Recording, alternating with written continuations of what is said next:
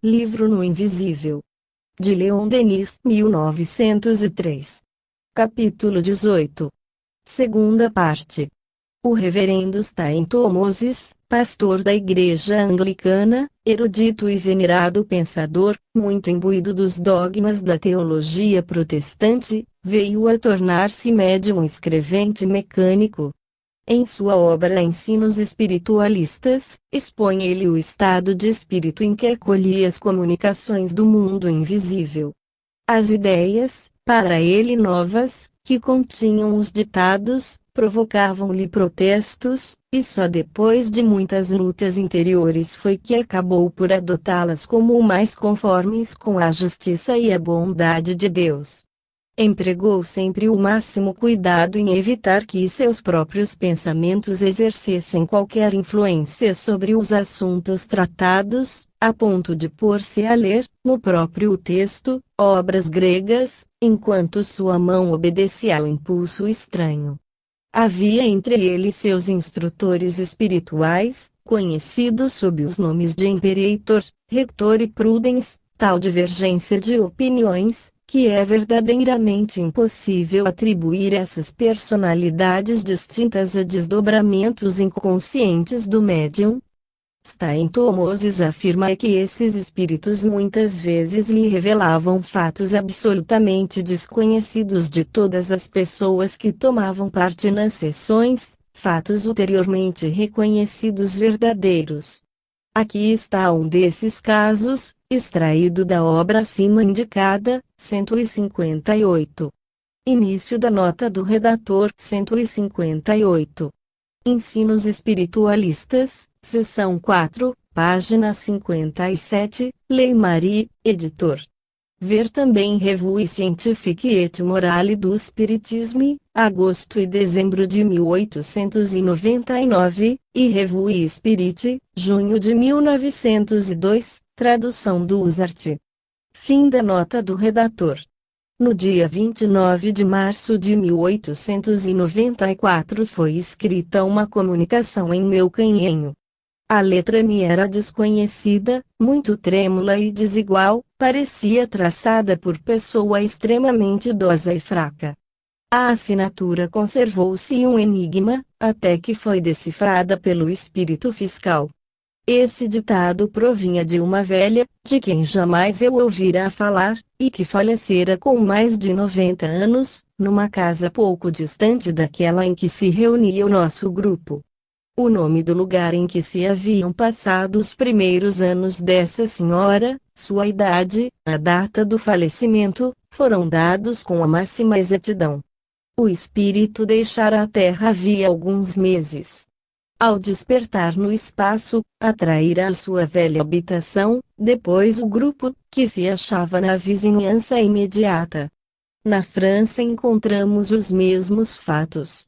Um certo número de obras foram escritas ou ditadas pelos espíritos.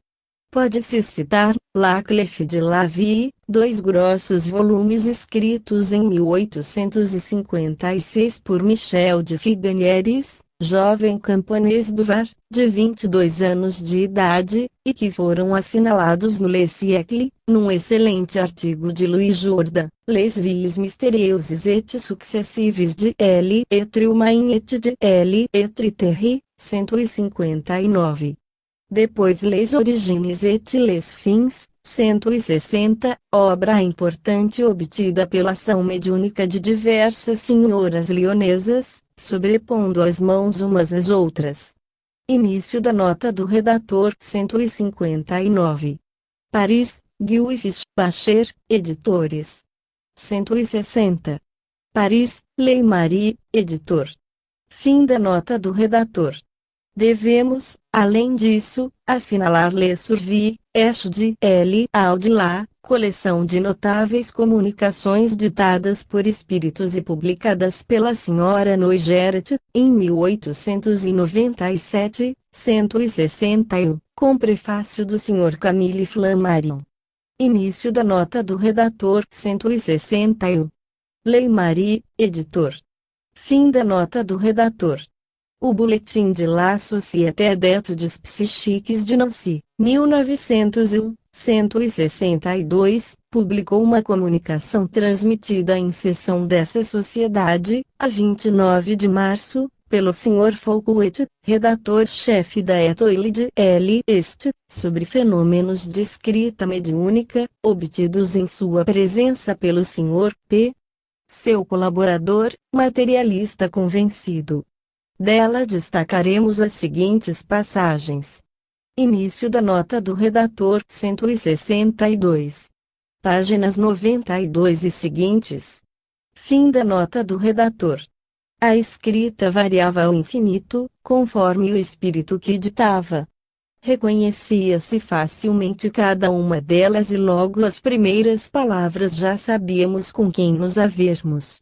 Nesses ditados tão dissemelhantes, jamais reconheci o estilo do Sr. P., e ter-lhe-ia sido preciso notável talento de falsário para revestir tão múltiplas formas. P. ignorava absolutamente o que escrevia. Enquanto sua mão traçava os caracteres, o olhar se lhe tornava ligeiramente fixo e nunca se voltava na direção do papel. Entretanto, ele não dormia. Um dia, manifestou-se nova personalidade, sob o nome de Alfantis, dizendo ter vivido no século VII, na Armênia, onde era pontífice. Desconfiamos de uma mistificação e lhe dissemos, dai-nos vosso nome em caracteres armênios. Imediatamente a letra do médium mudou, e vimos aparecer uma espécie de assinatura em caracteres desconhecidos, depois uma frase completa, em caracteres análogos e, em seguida, a tradução. Nenhum de nós sabia o armênio e não podíamos, assim, fazer a verificação. Tive a ideia de pedir ao espírito o alfabeto armênio, a fim de ter um meio de tirar a prova. Veio o alfabeto, com as letras correspondentes. Comparando-as com as frases escritas antes e o próprio nome de Alfantis, reconhecemos que havia concordância. Alfantis nos deu, sobre a história e a geografia da antiga Armênia, informações que em parte pudemos verificar. O médium não conhecia essas particularidades. Os experimentadores não conseguiram obter fragmento algum de escrita armênia do século VII, mas unicamente uma frase em armênio moderno. Posto que muito diferente uma da outra, como seria o francês moderno comparado com o do século VII, o espírito pôde traduzi-la e um estudante búlgaro, que conhecia um pouco o armênio, confirmou a tradução. Extrairemos da memória apresentada pelo Dr. Dussart ao Congresso Espírita de Paris, em 1963, os parágrafos seguintes, relativos aos médiuns escreventes que ele utiliza em suas experiências. Início da nota do redator 163. Ver a resenha do Congresso Espírita e Espiritualista, de Paris, 1900. Página 185. Fim da nota do redator. Maria D. escreve automaticamente. O caráter da escrita e a ortografia variam conforme os manifestantes. O autor é reconhecido antes que tenha assinado o nome. Em muitos casos, o confronto entre a escrita do desencarnado e a de que ele usava quando na Terra, acusa admirável semelhança. 4 criancinhas, de 9 a 23 meses e de 3 a 4 anos, escreveram sós, ou reunidas a uma mesma mesa. As comunicações obtidas, quando eram simultâneas, representavam o mesmo pensamento sob 3 formas diferentes. Essas crianças agitavam os braços e as mãos, como para escapar a uma constrição. A senhora B., lavradora, completamente iletrada, a tal ponto que mais de um mês de lições e de esforços não conseguiram habituá-la a firmar sua assinatura, num ato perante o tabelião, obteve, sob a influência de um espírito, meia página de uma escrita, informe, contendo vários conselhos. Citaremos ainda, reproduzindo da revista Luz e Ombra, de Milão, julho de 1905, este fato. Modesto porteiro da repartição dos Correios, chamado Pesiardi, mal conhecia um pouco do italiano e, não obstante, escrevia poesias em línguas que ignorava. Certa noite, encheu uma folha de papel ao maço com uma série de sinais que ninguém conseguia interpretar. Foi apresentado esse estranho escrito ao professor Gorrésio, célebre paleógrafo, a esse tempo diretor da biblioteca da universidade. Profundamente admirado, perguntou ele quem havia escrito semelhante página, e foi-lhe narrada toda a ocorrência. Impossível seria de descrever-se o assombro do sábio e mais ainda o do visitante, ao saber que aquele escrito era a reprodução integral de uma inscrição rúnica, havia muitos anos, conservada intraduzível no Museu de Arqueologia, e que diversas vezes o professor Gorrésio tentara interpretar, mas inutilmente, porque o tempo havia apagado muitos sinais. Além disso, estando quebrada a pedra, fora impossível adivinhar o resto. De posse agora do texto completo, lia ele que um certo chefe bárbaro implorava a proteção da divindade para sua tribo, etc. Desde esse dia, converteu-se Gorrésio ao espiritismo. Numa sessão subsequente, manifestou-se o chefe bárbaro, declarando exata a tradução do paleógrafo e acrescentando que a sua inscrição fora despedaçada por um raio. Sob o nome de cross-correspondence, os experimentadores ingleses imaginaram, mediante a escrita mediúnica, um novo processo de comunicação, que seria de natureza a estabelecer, do modo mais positivo, a identidade dos manifestantes. São estes os termos em que o Sr. Oliver Lodge, reitor da Universidade de Birmingham, relata essas experiências em seu discurso, de 30 de janeiro de 1908, na Society for Psychical Research.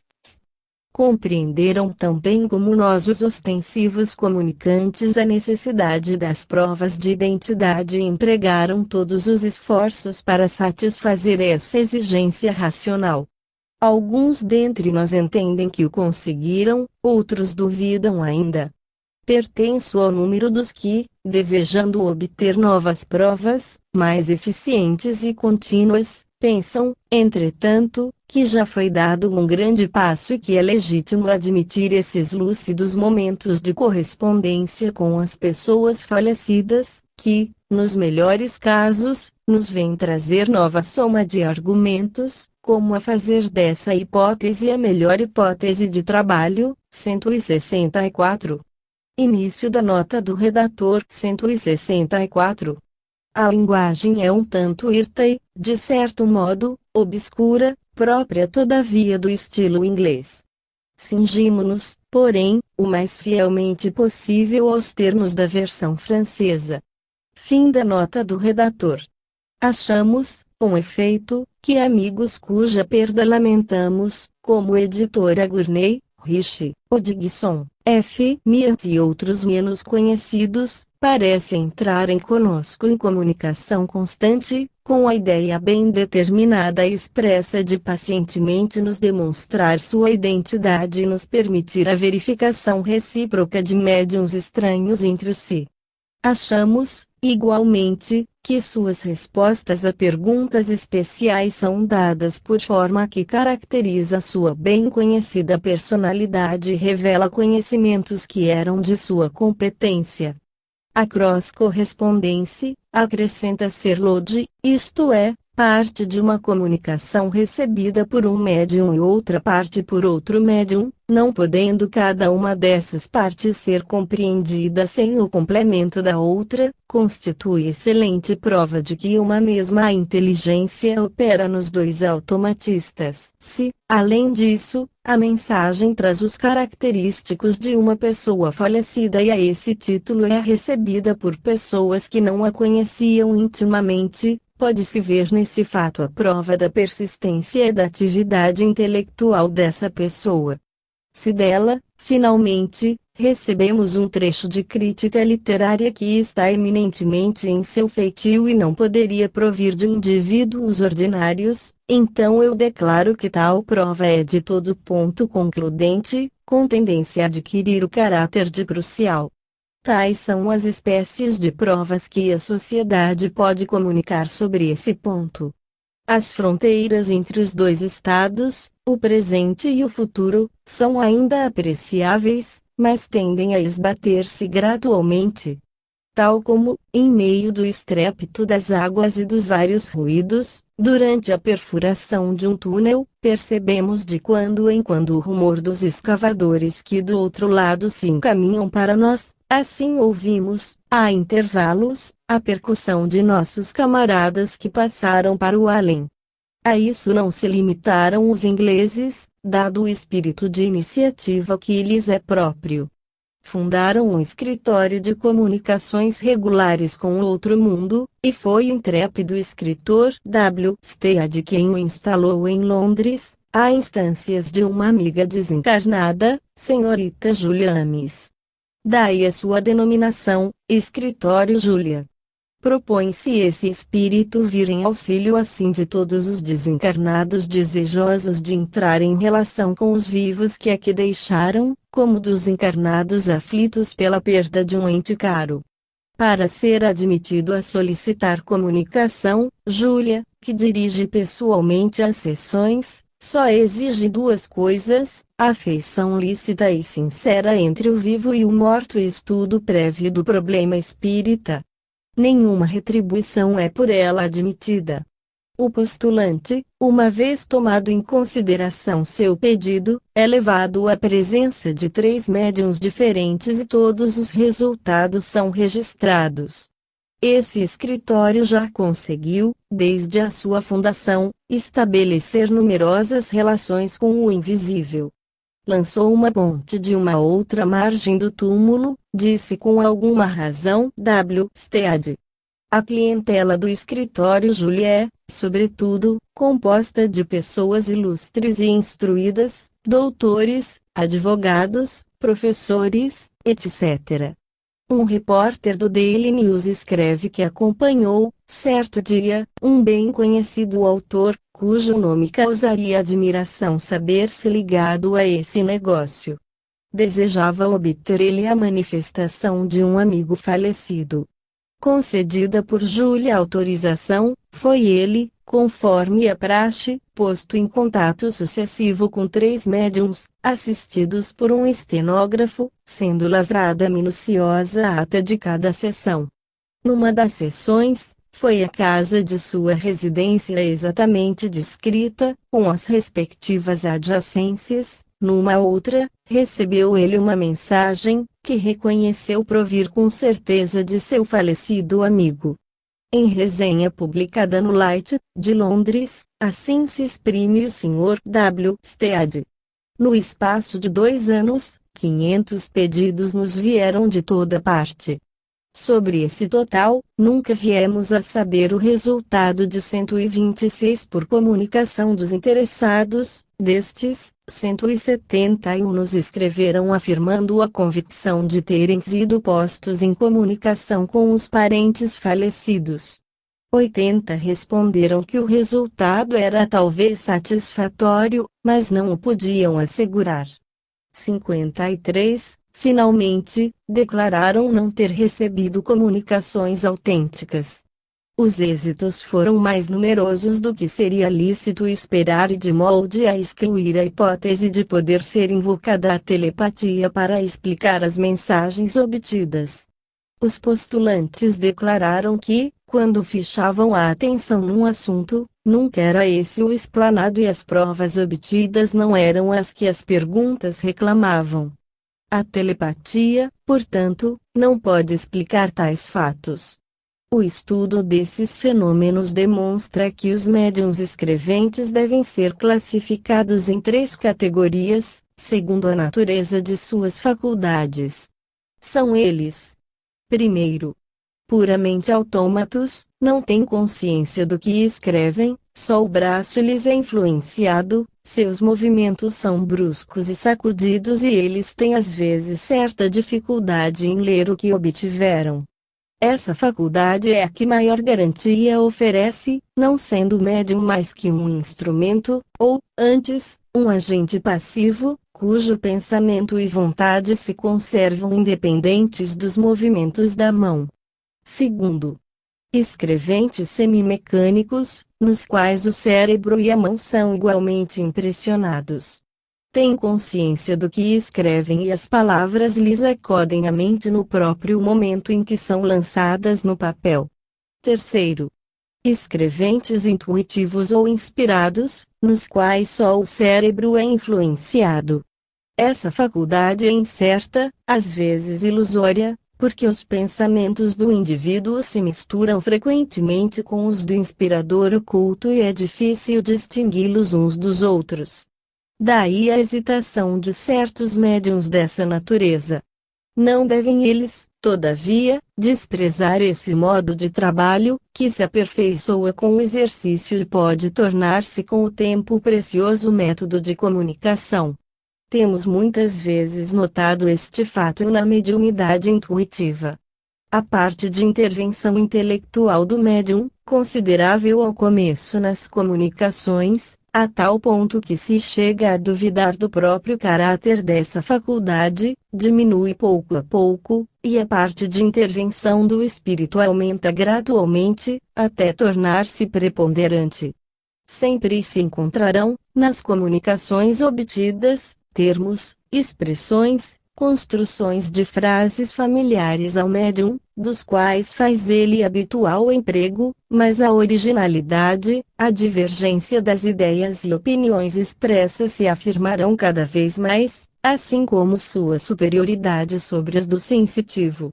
Aos médiuns que a si mesmos quisessem porventura atribuir o mérito das comunicações obtidas, apontaremos o seguinte fato, referido pelo capitão Bloom, em sua carta ao Sr. L. Gordy, publicada por Le Messager, de Liege, de 15 de abril de 1900.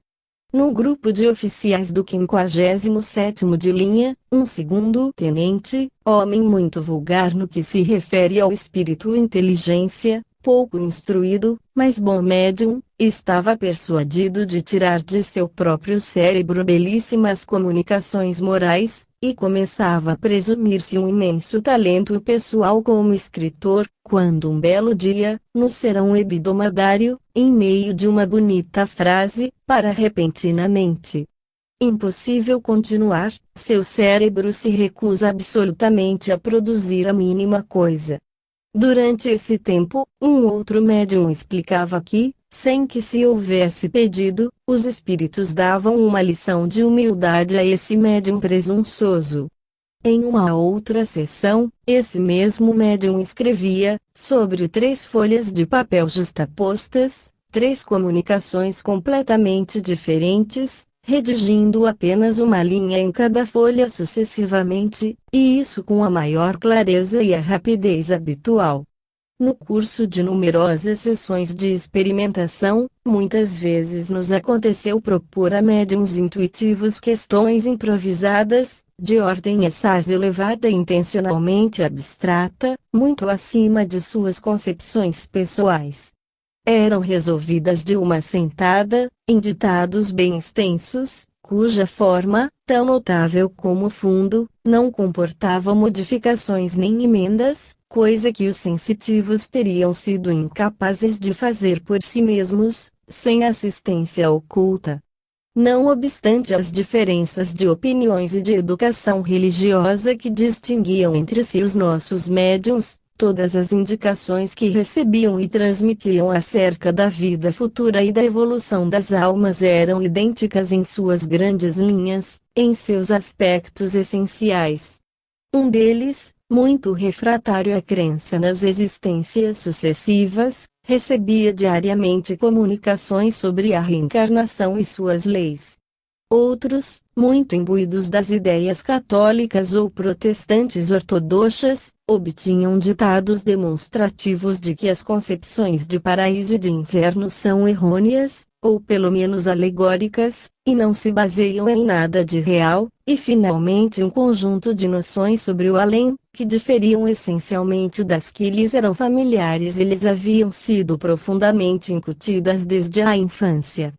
Essas manifestações eram muitas vezes confirmadas pela visita e descrição dos espíritos, que se conservavam ao pé dos sensitivos e os dirigiam e inspiravam. Nessas condições, o médium vidente completava o médium escrevente. É bom ter assim, num grupo, alguns sensitivos cujas diferentes faculdades servem reciprocamente de contraprova. A mediunidade intuitiva, dizíamos nós, não deve ser desdenhada, porque com o exercício se desenvolve e torna-se bem definida. Entretanto, é preciso, como a respeito de todas as produções mediúnicas, jamais deixar de submeter os seus resultados à inspeção de nosso critério e raciocínio.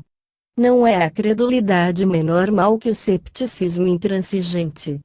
O discernimento e uma certa educação científica são necessários para determinar a verdadeira origem e o valor das comunicações, para fazer a distinção entre as diferentes causas que intervêm no fenômeno.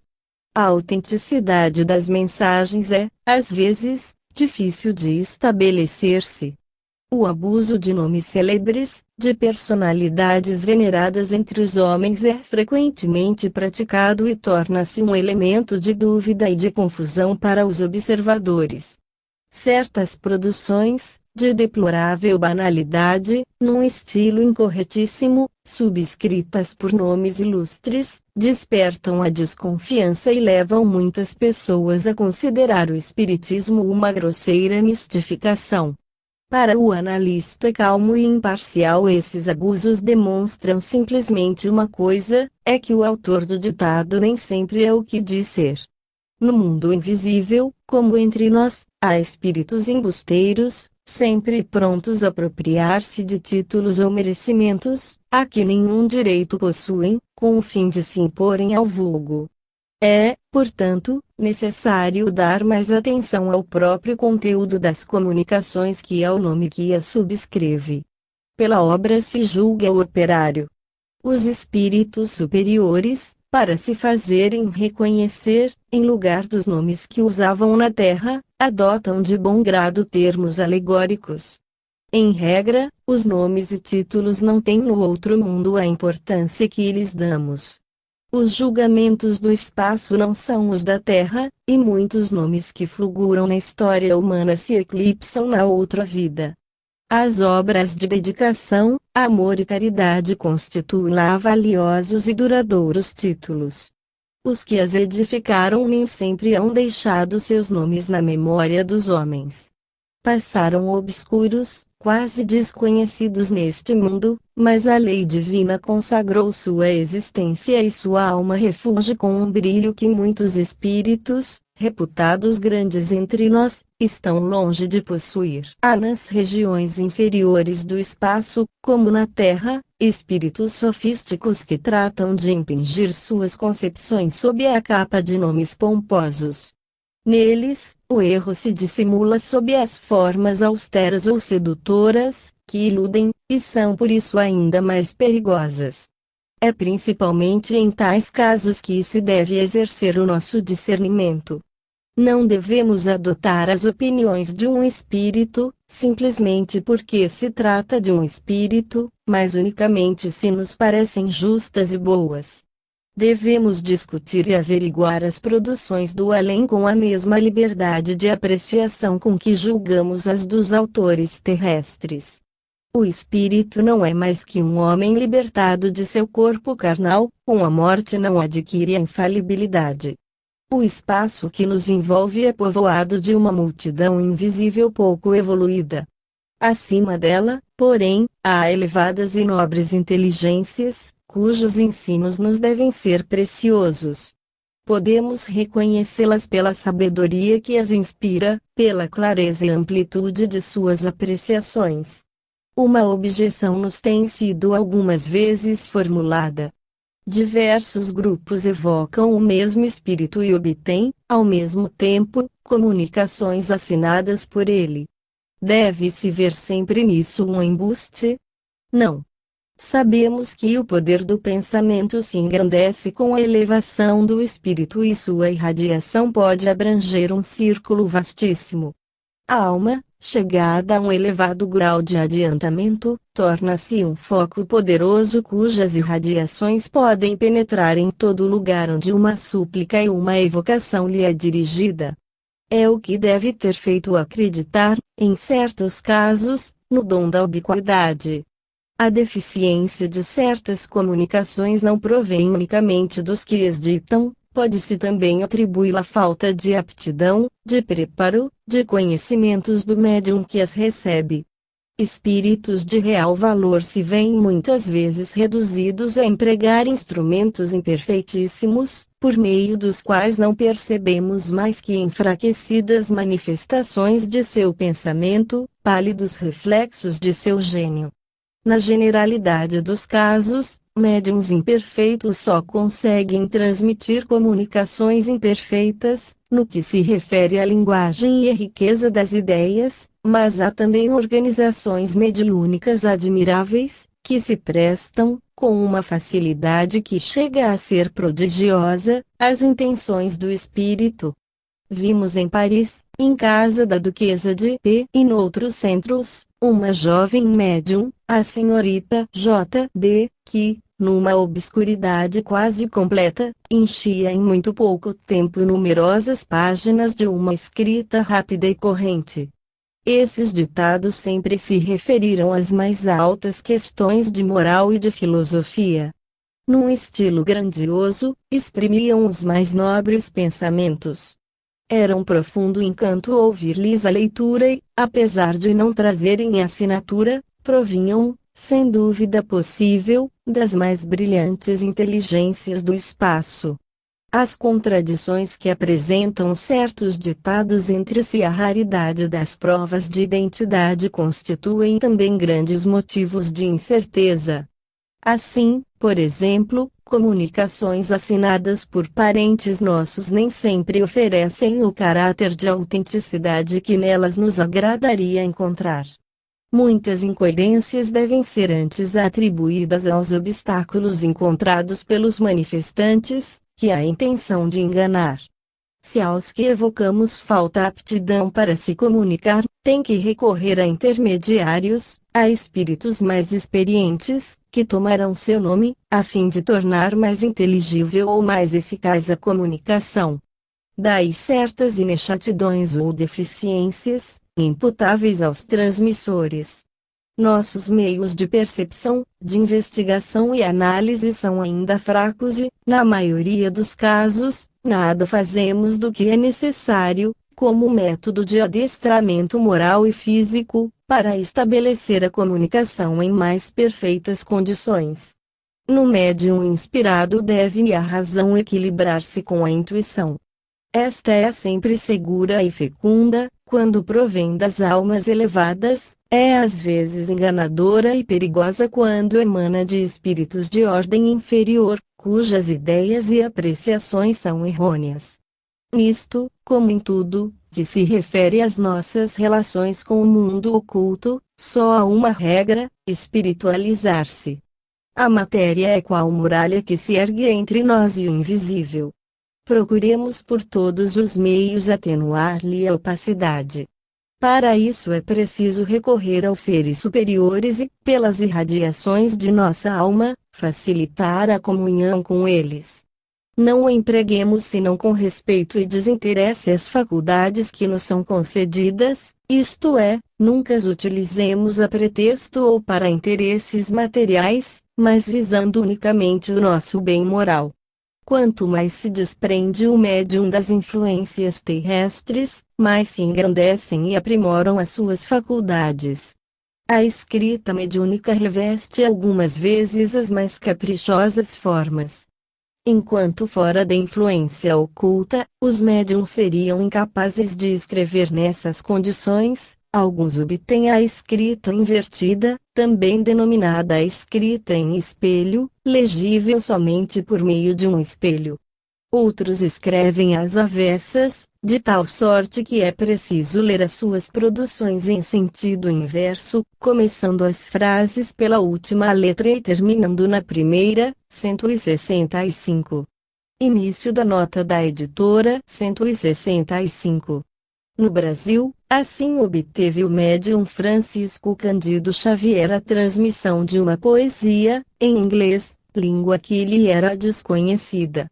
Fim da nota da editora. Nos proceedings da SPR, Frederick Mir menciona o seguinte caso. A viúva de um clérigo punha absolutamente em dúvida a escrita automática. Pegasse eu num lápis, dizia ela, até a consumação dos séculos, e minha mão só escreveria o que eu quisesse. Não tardou, entretanto, a entrar-lhe a mão em movimento, enquanto ela desafiava o espírito a escrever o nome troçava da sua incapacidade em tal sentido. Era um tanto ilógico, pois a mão lhe era já vencida pelo movimento, apesar dos esforços que fazia por imobilizá-la. E rabiscava, contra a vontade, linhas incoerentes, que uma resistência intencional desfigurava por completo.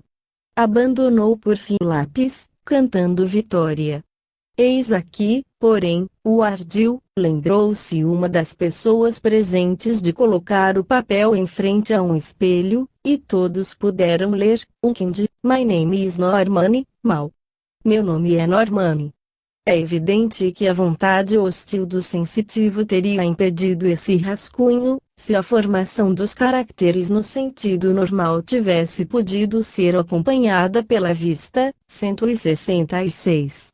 Início da nota do redator. 166. Ver Revue Scientifique et Morale do Spiritisme, junho de 1906. Fim da nota do redator. A essa ordem de fenômenos se acha ligado um conjunto de trabalhos que não poderíamos passar em silêncio. Trata-se de desenhos executados, quer a pena, quer a lápis, por pessoas que não tinham de desenho a mínima noção. Cobrem o papel de folhas, de flores esquisitas e graciosas de cores brilhantes, de arabescos, de animais, ora de pura fantasia, ora imitando a flora ou a fauna de planetas longínquos.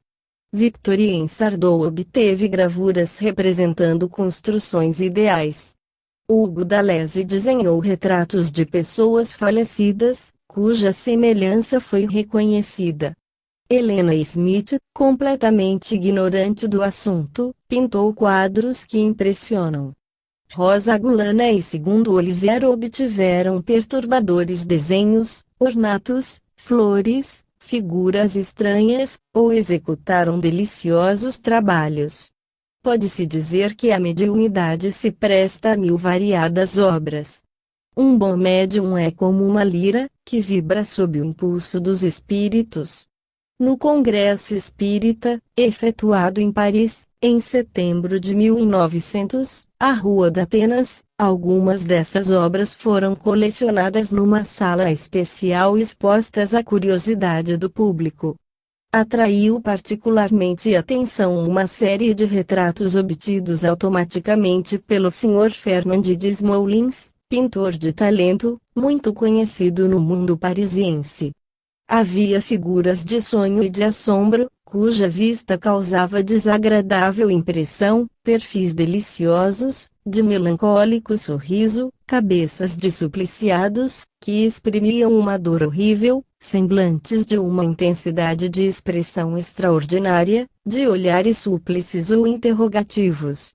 Esses desenhos tinham sido executados, ora obliquamente, as mais das vezes às avessas, outras na obscuridade ou com os olhos fechados, sob o império de uma vontade estranha, a de um invisível, que assina, o preceptor.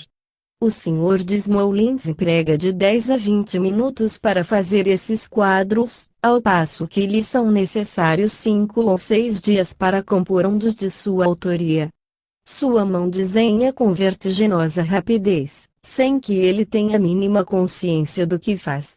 Põe-se a mirá-la curiosamente e ele próprio diz: 167. Início da nota do redator 167. L. Eclair de 10 de outubro de 1900. Fim da nota do redator. Ela trabalha maneira de Rodin.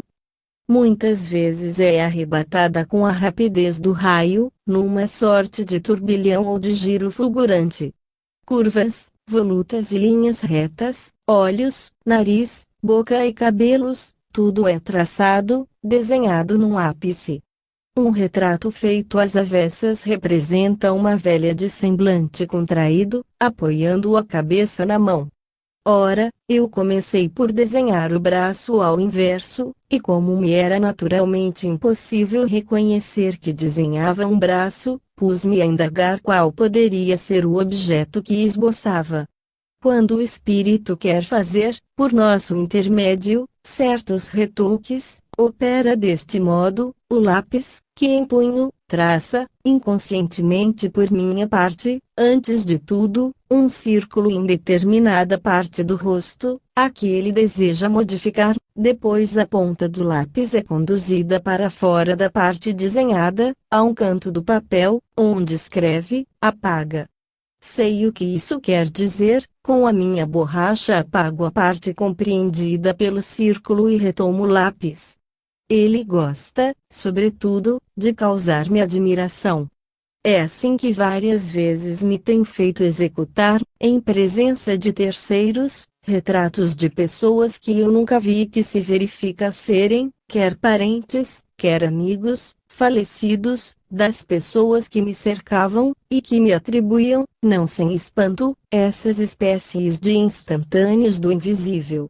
Não tenho, eu, o escrupuloso e amigo da exatidão, a mínima relação com esse extravagante preceptor, que faz um retrato começando por onde se acaba, sem cuidar onde colocará os olhos, o nariz e a boca.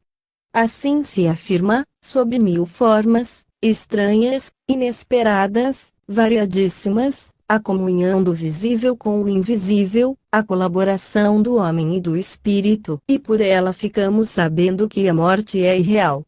Todas as almas agem e trabalham, tanto na carne como fora dela. A vida reveste aspectos diferentes, mas não tem fim.